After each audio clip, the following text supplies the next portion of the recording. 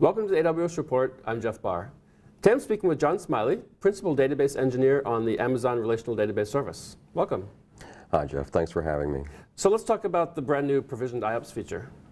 Sure. The provisioned IOPS feature in RDS is a way for customers to make use of higher capacity I/O than they might have had in the past. PIOPS is particularly useful for read IOPS and for high consistency. So if you have a high concurrency OLTP database, that is an excellent use case for RDS PIOPS. All right, so if I have a database, I've got, let's say, a MySQL database, how do I know how far to turn the dial? How would I actually know how many IOPS to provision? Sure, yeah, so how much do you know, how much to buy when you get the provisioned IOPS? You want to take a look at your peak usage today and then add a safety margin for projecting into the future. One of the nice things about PIOPS is that when you're not stuck with the amount that you've got. You can add more later on, so you can scale the IOPS later on.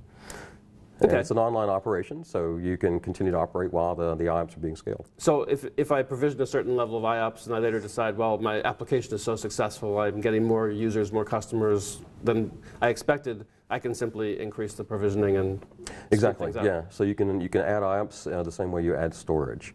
So you want to grow storage, you want to add gig, you can do that. You can add IOPS as well. And the provisioned IOPS and the amount of storage are related, right? They are today. In the first version of PIOPS, it's a relation of 10 to 1. So if you get 1,000 IOPS, you need to have 10,000. You need to have a terabyte to get 10,000 IOPS. Later on, there'll be possibilities of have different amounts of storage, so you can have more gig, different ratios of IOPS to gig.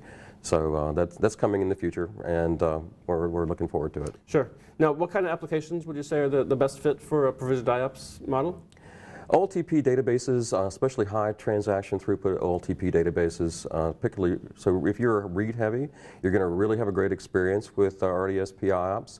And anybody who's doing a lot of small random IOs is going to have a good experience with it. So we have Oracle customers, MySQL, and SQL Server all going to be able to benefit from RDS PIOPS.